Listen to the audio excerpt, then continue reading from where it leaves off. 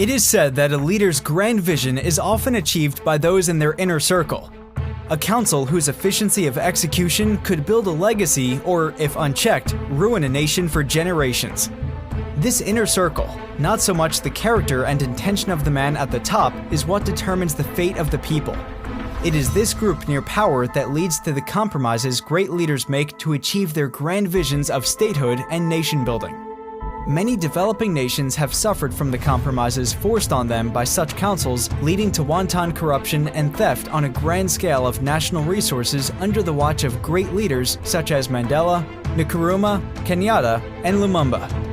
As Kenyans prepare for yet another generation-shaping election in a few months, it becomes important to examine the characters fighting to be part of the inner circle and inherently on the man who has declared himself the only candidate in a crowded field of future presidents, Mr. William Ruto. Closer scrutiny of Mr. Ruto's activities have revealed a pattern of corruption and politically motivated scams amounting to billions and threatening international embarrassment for Kenya amongst her allies. In February of 2020, an international scandal was witnessed when Polish investors were targeted by Mr. Ruto's ally in a $4 billion weapons deal, which was revealed to be a scam. The deal was brokered by Mr. Ruto's daughter, who had been posted to the Kenyan embassy in Poland despite lacking the appropriate experience for such a posting. Using the false security of the office of the deputy president, Mr. Ruto's ally had lured the investors to Nairobi to sign a deal with the government, but ultimately failed when the scam was exposed at the 11th hour. This close call attracted the attention of the Office of the Public Prosecutor, who opened an investigation into the dealings of Mr. Ruto through his office as the deputy president, revealing 3 years' worth of fraudulent dealings where both local and foreign investors had been lured into Mr. Ruto's orbit and defrauded over $3 billion through scam tenders to supply laptops and learning equipment to public schools, hospital equipment, and government office supplies. Probes into Mr. Ruto's inner circle also exposed 2 fake gold scams which threatened international relations between Kenya and the United Arab Emirates. A Dubai-based businessman reportedly lost $4 million after an ally of Mr. Ruto's named Zahir Jahinda conned him out of the money after promising to deliver gold from Congo to the businessman's home country. Another Dubai-based businessman also lost $2.5 million after being conned by another Ruto ally known as Jared Otenyo. Both businessmen formally complained to their embassies and traveled to Kenya to seek justice against the 2 conmen, sparking a standoff between Abu Dhabi and Nairobi, which was only settled following the arrest of the 2 men. However, under unclear circumstances, the 2 were released following orders from Mr. Ruto and a settlement achieved separately between the office of the deputy president and the Dubai-based businessmen. Mr. Ruto and members of his inner circle have also been known to cause diplomatic crisis with Kenya's closest neighbors Uganda and Tanzania. A long-term ally known as Don Bosco was recently released from a Tanzanian prison after being found guilty of money laundering and conducting business illegally across the border.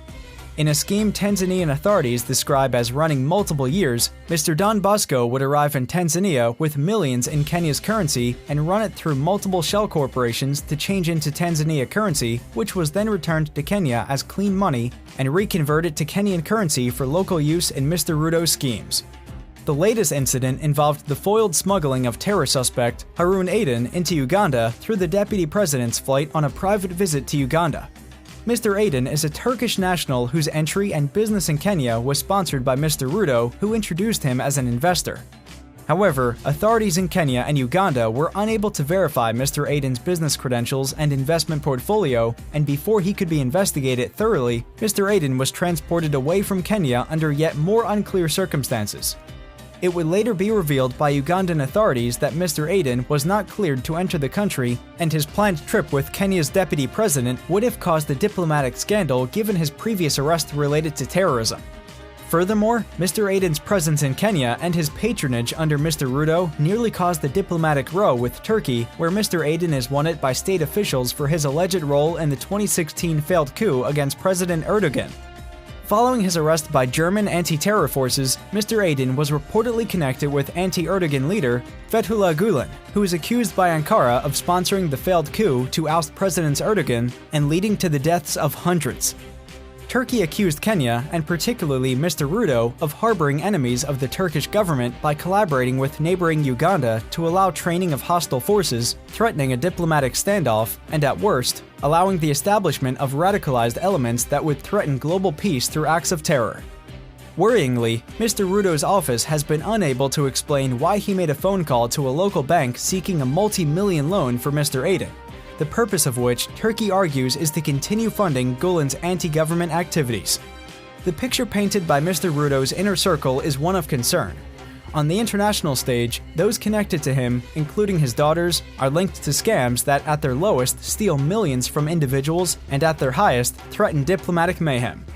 Those allied to him locally paint a similar picture at the home front, with 3 and 4 under investigation for local embezzlement and 10 currently in court over corruption charges. Should Mr. RUTO be successful in his presidential bid, it is guaranteed that his inner circle will be that much closer to the nation's resources and wealth. What is not guaranteed is whether the country will survive the leadership supported by this inner circle, a council inspired by greed, conmanship, and individual gratification above national interests.